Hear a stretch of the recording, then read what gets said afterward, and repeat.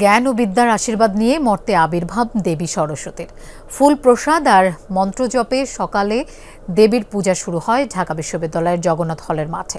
সেখানে অর্ধশতাধিক মণ্ডপে দেবীর কাছে জ্ঞান ও বিদ্যার প্রার্থনা করেন সনাতন ধর্মাবলম্বীরা। পূজা পরিদর্শনে আসেন দুই উপদেষ্টা। এ সময় আন্দোলনরত শিক্ষার্থীদের ধৈর্য ধরার আহ্বান জানিয়েছেন উপদেষ্টা নাহিদ ইসলাম। অ্যান্টিঅক্সিডেন্ট ও ফ্লেভোনয়েড সমৃদ্ধ ফ্রেশ প্রিমিয়াম টি এক কাপে কাঁপিয়ে দিন। বিদ্যা, বুদ্ধি, জ্ঞান ও সুরের মহিমা তারই দীক্ষা। মাঘ মাসের শুক্লপক্ষের পঞ্চমী তিথিতে রাজহংসে চড়ে মর্তে আসেন দেবী সরস্বতী। ভক্তকুলে ছড়িয়ে দেন জ্ঞান ও সুরের আশীর্বাদ।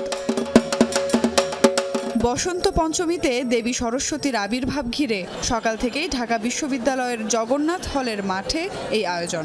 সকাল 8:45 থেকেই দেবী অর্চনা ও মন্ত্রপাঠের মধ্য দিয়ে শুরু হয় দেবী বন্দনা। ফুল প্রসাদ দিয়ে দেবীকে সন্তুষ্ট করতে চলে মন্ত্রজপ। জগন্নাথ হল মাঠের 72টি মণ্ডপে দেবীর কাছে জ্ঞান প্রাপ্তির প্রার্থনা করেন ভক্তকুল। ঢাকা বিশ্ববিদ্যালয়ের প্রতিটি অনুষদের পক্ষ থেকেই মণ্ডপ স্থাপন করা হয়। মণ্ডপ সজ্জায় ছিল সৃজনশীলতার ছোঁয়া। এবার সরস্বতী মায়ের কাছে প্রার্থনা যেন বিদ্যা বুদ্ধি জ্ঞানে পরিপূর্ণ হতে পারি। এবারের অ্যাডমিশন ক্যান্ডিডেট তো আমি, এবার যাতে কোথাও কোনো একটা ভালো ইউনিভার্সিটিতে যাতে হয় সেই প্রার্থনাই মার কাছে করব। বিবেকবোধ, জ্ঞান সবকিছুতে, লেখাপড়া সবকিছুতে দিক দিয়ে যাতে ভালো কিছু করতে পারি। দেবী সরস্বতীর পায়ে পুস্তক রেখে জ্ঞান লাভের প্রার্থনা করেন অনেক ভক্ত। অনেক শিশুর জ্ঞানের হাতে খড়িও হয় এখানে। বিশ্বাস, দেবী উজাড় করে দেবেন জ্ঞান ও বিদ্যার আশীর্বাদ। শিক্ষা দীক্ষায় যেন আমরা সত্যিকারের মানুষ হয়ে উঠি। ও যাতে বড় হয়ে বলতে পারে যে ওর কোনো সীমাবদ্ধতা নাই, যেগুলো আমরা ফেস করেছি।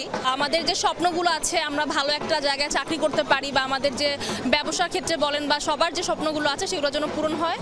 এক পর্যায়ে জগন্নাথ হল মাঠের পূজা মণ্ডপ পরিদর্শনে আসেন তথ্য ও সম্প্রচার উপদেষ্টা এবং ক্রীড়া উপদেষ্টা। সনাতন ধর্মাবলম্বীদের সরস্বতী পূজার শুভেচ্ছা জানান তারা। সে সঙ্গে দেশের শৃঙ্খলা রক্ষায় সকলকে ধৈর্যশীল হওয়ারও আহ্বান জানান। তিতুমির কলেজের শিক্ষার্থীদেরকেও ধৈর্য ধারণ করার এবং তাদের শিক্ষা জীবন এবং তাদের শিক্ষা প্রতিষ্ঠানের প্রতিও সরকার আন্তরিক এবং দায়িত্বশীল। কিন্তু এই মুহূর্তে হয়তো অনেক কিছু করা সম্ভব না, তো জনভোগান্তি না করে আমরা যাতে সেই বিষয়টা মাথায় রাখি। সরস্বতী পূজার কথাটা শুনলে ছোটবেলার কথা মনে পড়ে। আমরা স্কুল থেকে এই পূজা উদযাপন করা, এই পূজাকে নিয়ে একটা যে উৎসবমুখর পরিবেশ সেটা দেখে এসেছি। পুষ্পাঞ্জলির মাধ্যমে শেষ হয় পূজা পাঠ। তবে শুধু এই বসন্ত পঞ্চমীতেই নয়, বিনা হাতে শ্বেত শুভ্র দেবী সরস্বতী সবাইকে আশীর্বাদ বর্ষণ করুন সারাটি জীবন, এই প্রার্থনা সনাতন ধর্মাবলম্বীদের। কারো প্রত্যাশা পরীক্ষায় ভালো ফলাফল, কারো বা একটা ভালো চাকরি। সব মিলিয়ে বিদ্যা, বুদ্ধি, জ্ঞান এবং সুরে দেবী সরস্বতী যেন ভক্তদেরকে ভরিয়ে দেন সেই প্রত্যাশা, সেই প্রার্থনা সনাতন ধর্মাবলম্বীদের। সুমাইয়া ঐশী, যমুনা নিউজ, ঢাকা।